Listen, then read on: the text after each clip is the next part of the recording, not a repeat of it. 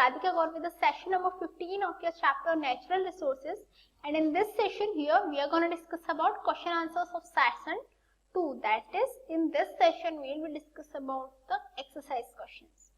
So let's start with the question number 1. Why is atmosphere essential for life? Life के लिए atmosphere essential क्यों है? You have to answer that. Actually, it acts as a blanket and keeps the average temperature of Earth fairly steady. Simply मैं आपको one by one reasons बताऊंगी जिनके through आप ये समझ सकते हो कि एटमॉस्फेयर एसेंशियल क्यों है लाइफ के लिए. सबसे पहली बात ये है कि जो एटमॉस्फेयर है वो एक ब्लैंकेट की तरह वर्क करता है. एक ऐसे ब्लैंकेट की तरह जो अर्थ का जो टेम्परेचर है उसे फेयरली स्टेडी रखता है. दैट इज अर्थ का जो टेम्परेचर उसे मेंटेन करके रखता है. ना टेम्परेचर को ज्यादा वार्म होने देता, हॉट होने देता, ना ही टेम्परेचर को ज्यादा कोल्ड होने देता. ये है जो एटमॉस्फेयर एक ब्लैंकेट की तरह वर्क कर रहा है जो हमें कवर करके रखता है, जो टेम्परेचर है उसको मैनेज करके रखता है. Also, it contains all the gases which are essential for sustaining life on the earth. जो एटमॉस्फेयर है वो ऐसी गैसेस को कंटेन करता है, इसमें ऐसी गैसेस अवेलेबल होती हैं, ऐसी गैसेस का मिक्सचर प्रेजेंट होता है जो किसी भी पीपल की, किसी भी पर्सन की लाइफ को मैनेज करती हैं. अर्थ पे यदि किसी की लाइफ पॉसिबल है तो वो उन गैसेस के मिक्सचर की वजह से ही है. इट इज नाइट्रोजन हुआ, ऑक्सीजन हुआ, हाइड्रोजन हुआ, ये कुछ ऐसी गैसेस हैं जिनके थ्रू ही अर्थ पे लाइफ पॉसिबल है और ये एटमॉस्फेयर में प्रेजेंट रहती हैं. Also ozone layer present in the atmosphere prevents harmful UV rays from reaching the earth.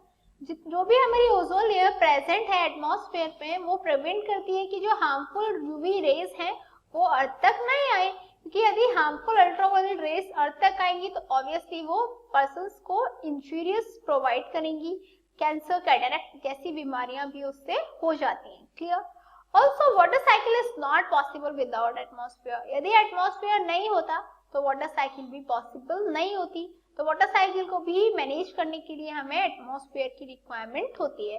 तो समझ में आया आपको क्यों हमें एटमॉस्फेयर की रिक्वायरमेंट होती है? क्योंकि एटमॉस्फेयर एक प्रोटेक्टिव शील्ड, एक perfect we can say blanket की तरह वर्क करता है जिसके थ्रू हमारा टेम्परेचर मैनेज रहता है, जो हमें प्रॉपर गैसेस प्रोवाइड करता है जिनसे हमारी लाइफ पॉसिबल है अर्थ पे.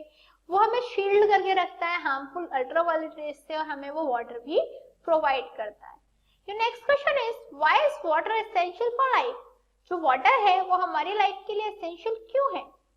Actually, all the substances are transported from one part of the body to the other in a dissolved form. जितने भी substances होते हैं वो एक पार्ट से, बॉडी के एक पार्ट से दूसरे पार्ट तक ट्रांसपोर्ट किए जाते हैं बाय अ डिसॉल्व फॉर्म. एक डिसॉल्व फॉर्म में सारे सबस्टेंसेस एक पार्ट से दूसरे पार्ट को ट्रांसपोर्ट किए जाते हैं. अब जब डिसॉल्व फॉर्म में होते हैं तो उनके लिए किसकी रिक्वायरमेंट है? वाटर की रिक्वायरमेंट है. Also all the cellular processes take place in water medium. जितने भी सेल्युलर प्रोसेस हुए वो भी वाटर मीडियम में ही होते हैं. In fact, all the reactions that take place within our body occurs between substances that are dissolved in water. In fact, जितनी भी हमारी reactions होती हैं जो हमारी बॉडी में होती हैं, जो substances के बीच में chemical reactions होती हैं, वो सब dissolved water में ही होती हैं. वाटर में dissolve होकर सारी reactions possible होती हैं, तो इसीलिए हमारी बॉडी के लिए water essential है. Is that clear? That hence water is essential for our life. The next question is, How are living organisms dependent on soil? जो living organism हैं वो soil पे कैसे depend हैं? Are organisms that live in water totally independent of soil as a resource? यहाँ पे मैं आपको, यहाँ पे मैंने जो लिखा हुआ है वो सिर्फ इसका आंसर लिखा हुआ है that how are living organisms depending on the soil. Next question का answer you have to listen me. So the thing is that all plants grow in soil. जितने भी हमारे plants हैं सब soil में ही grow करते हैं. यदि सॉइल नहीं होगी तो क्या होगा? जो प्लांट्स है वो ग्रो नहीं करेंगे. यदि प्लांट्स ग्रो नहीं करेंगे तो जो लिविंग ऑर्गेनिज्म है जैसे ह्यूमंस हैं उनको खाने के लिए कहां से मिलेगा? पर्संस को खाने के लिए प्लांट्स पे डिपेंड रहना पड़ता है. प्लांट्स सॉइल में ग्रो करते हैं तो ऑब्वियसली हमें सॉइल की रिक्वायरमेंट है. हम सॉइल पे कहीं ना कहीं डिपेंडेंट है. Soil also supports very existence of forest. जो सॉइल है उसकी वजह से ही फॉरेस्ट एग्जिस्ट करते हैं. यदि सॉइल नहीं होगी तो फॉरेस्ट नहीं होंगे. यदि फॉरेस्ट नहीं होंगे तो हमें जितने भी ड्राई फ्रूट्स हैं, जितने भी फ्रूट्स हैं वो भी नहीं मिलेंगे. क्लियर? तो ये भी पॉसिबल नहीं है कि हम उन सब के बिना जी पाए. नेक्स्ट रीजन ये है that a number of insects and animals make their homes in the soil. Soil में काफी सारे इंसेक्ट्स हैं, एनिमल्स हैं जो अपना घर बना के वहां पे रहते हैं, तो जो लिविंग ऑर्गेनिज्म हैं दैट इज इंसेक्ट और एनिमल्स हैं उनके लिए भी सॉइल इंपॉर्टेंट है, वो भी सॉइल पे डिपेंड रहते हैं। अब बात आती है are the organism that live in water totally independent of soil as a resource. क्या जो ऑर्गेनिज्म वाटर में रहते हैं वो सॉइल से इंडिपेंडेंट रहते हैं? तो नहीं, बेशक जो वाटर में ऑर्गेनिज्म प्रेजेंट रहते हैं इट्स ऑल राइट कि वो वाटर के थ्रू ही अपना रेस्पिरेशन का प्रोसेस करते हैं, अपने फूड इनटेक करते हैं, बट उन्हें भी सॉइल की रिक्वायरमेंट होती है। जितने भी हमारे एक्वेटिक ऑर्गेनिज्म होते हैं वो भी उनकी सरफेस सॉइल का यूज करते हैं for their living purpose. Clear? The next question is, you have seen weather reports on television and newspaper. आपने टेलीविजन में, न्यूज़पेपर्स में वेदर रिपोर्ट्स देखे होंगे। How do you think we are able to predict the weather? आपको क्या लगता है कि हम वेदर को प्रिडिक्ट कैसे कर पाते हैं? Actually, weather prediction can be done on the basis of speed and direction of wind, which in turn help in predicting rainfall patterns and cloud formations. जो वेदर प्रेडिक्शन है वो किसके बेसिस पे होता है? वो स्पीड और डायरेक्शन के बेसिस पे होता है। विंड की स्पीड क्या है, उसकी डायरेक्शन क्या है, इसके बेसिस पे हम वेदर को प्रिडिक्ट कर सकते हैं। which in turn help in predicting rainfall pattern. जब हम स्पीड और डायरेक्शन ऑफ विंड को प्रिडिक्ट कर सकते हैं तो इसके ही रिटर्न में, इसके ही टर्न में ये क्या करते हैं? दे helps in predicting rainfall pattern. ये रेनफॉल पैटर्न्स को भी प्रिडिक्ट करने में हेल्प करते हैं एंड क्लाउड फॉर्मेशंस को भी प्रिडिक्ट करने में हेल्प करते हैं। Is that clear to you? Your next question is, we know that many human activities lead to increasing level of pollution of the air. हमें पता है कि काफी सारी ह्यूमन एक्टिविटीज हैं जिनकी वजह से जो पॉल्यूशन होता है एयर में वो इंक्रीज होता चला जा रहा है। Water bodies and soil, water bodies में, सॉइल्स में भी पॉल्यूशन इंक्रीज होता चला जा रहा है। Do you think that isolating these activities to specific and limited areas would help in reducing pollution? क्या आपको लगता है यदि ये जो एक्टिविटीज हैं इनको आइसोलेट कर दिया जाए कुछ स्पेसिफिक और लिमिटेड एरियाज में तो क्या पोल्यूशन रिड्यूस हो पाएगा?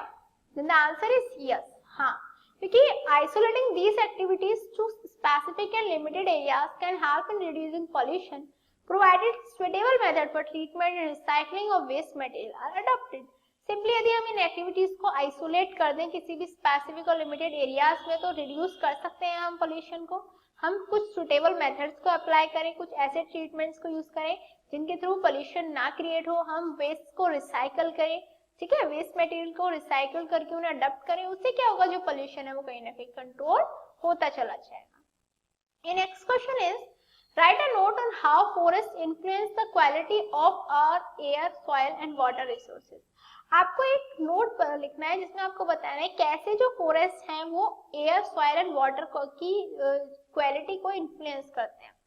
तो पहले हम एयर के बारे में स्टडी कर लेते हैं।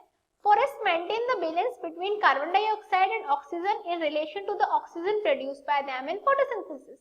फॉरेस्ट क्या करते हैं, जो कार्बन डाइऑक्साइड और ऑक्सीजन का बीच का जो रिलेशन है, ठीक है, जो ऑक्सीजन प्रोड्यूस होती है, जो कार्बन डाइऑक्साइड रिलीज होती है, उसको मेंटेन करके रखते हैं। फोटोसिंथेसिस के टाइम पे जो भी कार्बन डाइऑक्साइड ऑक्सीजन का रिलेशन रहता है उसको वो मेंटेन करके रखते हैं और देयर बाय एयर के लिए भी जो फॉरेस्ट है वो इन्फ्लुएंस करते हैं उसकी क्वालिटी को। सेकंड बात आती है सॉइल की। Then forest prevent soil erosion. सबसे पहले बात तो ये कि जो सॉइल है वो सॉइल इरोजन को प्रिवेंट करते हैं, जो फॉरेस्ट है वो सॉइल इरोजन को प्रिवेंट करते हैं। The roots of plants hold the soil tightly and prevent it from being eroded away. जो plants की roots हैं वो soil को tightly hold करके रखती हैं and prevent it from being eroded away. उन्हें erode होने से prevent करके रखती हैं। Moreover, forest trees also check the speed of wind and help in case of flooding. जो forest trees हैं, they also check the speed of wind. वो भी wind की जो speed है उसे check करते हैं and help in case of flooding. Flooding के case में भी वो help में आते हैं। Is that clear? That forest trees also check the speed of wind and help in case of flooding. Next आता है हमारा water. Forests are also essential for replenishing the water sources.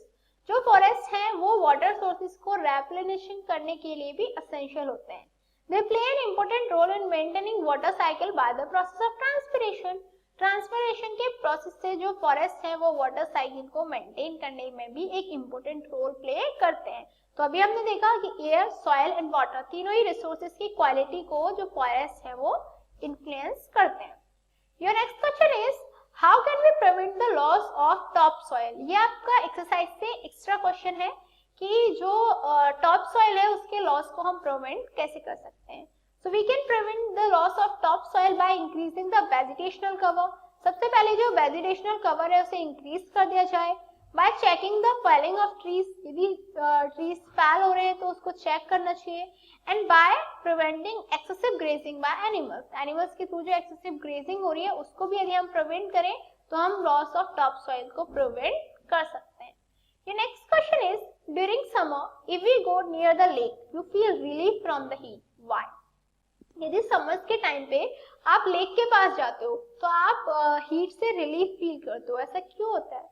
Actually, during summer, due to high temperature, there is evaporation of the water. Summer में क्या होता है, high temperature की वजह से जो वाटर है उसका इवेपोरेशन होता है।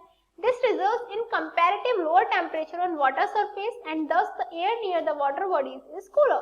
जब इवेपोरेशन हो जाता है वाटर का तो क्या होता है, जो वाटर सरफेस है उसका वहां पे क्या होगा, ऑब्वियसली कंपैरेटिव लो टेम्परेचर रहेगा।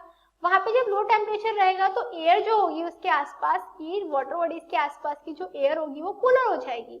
जब एयर कूल होगी तो ऑब्वियसली हमें रिलीफ फील होगा then the heat. Clear that during the summer due to high temperature there is evaporation of water. This results in the comparative low temperature on water surface and thus the increase near the water bodies is cooler. Clear? Your next question is, what will be the consequences of global warming? Global warming के क्या क्या consequences हो सकते हैं? First, change in amount and pattern of precipitation, that is rain and snow etcetera. जो भी हमारे precipitation होते हैं, जैसे रेन हुई, स्नो हुई, उनके अमाउंट में, उनके पैटर्न में चेंजेस आ सकते हैं। Second, melting of polar ice and rise of sea level. जो पोलर आइस है उसका मेल्ट होना और जो सी लेवल है उसका राइज होना, ये भी ग्लोबल वार्मिंग के कॉन्सिक्वेंसेस में है। Also, extreme weather conditions like floods, droughts, heat waves, etc. जो weather conditions है वो extremely harsh हो सकती हैं, that is floods, droughts, heat waves, etc. भी हमें देखने को मिल सकती हैं। तो क्या हो गए ग्लोबल वार्मिंग की consequences? First, change in amount and pattern of precipitation. Second, melting of polar ice and rise of sea level. And third, extreme weather conditions like floods, drought, heat waves, etc. Next question is, justify dust is a pollutant. आपको justify करना है कि जो dust है एक pollutant है। Actually dust remains present in air as suspended particle. अभी हम सबको पता है कि जो डस्ट है वो एयर में प्रेजेंट रहती है सस्पेंडेड पार्टिकल्स की फॉर्म में। It can cause allergy and other respiratory diseases. जो डस्ट है इसकी वजह से क्या होता है, एलर्जी कॉज होती है, इसकी वजह से और भी कई रेस्पिरेटरी डिसीजेस हो जाती हैं। It also affects plants growth by covering stomata on leaf surface and blocking them. ये plants की growth को भी affect करती है, क्यों? क्योंकि ये जो stomata है, leaf surface पे present stomata है, उसे cover कर लेती है और उसे block कर लेती है, जिसकी वजह से जो plants है वो grow नहीं कर पाते हैं। Also, it acts as a carrier of toxic compound like heavy metals. ये toxic compounds की carrier की तरह भी work करती है, जैसे heavy metals हुए या और भी जो toxic compounds हुए उनका करियर की तरह भी ये वर्क करती है। दिस इज द रीजन जो डस्ट है उसे हम पॉल्यूटेंट बोल सकते हैं। Is that clear to you? So what did we learn today? आज हमने क्या स्टडी किया?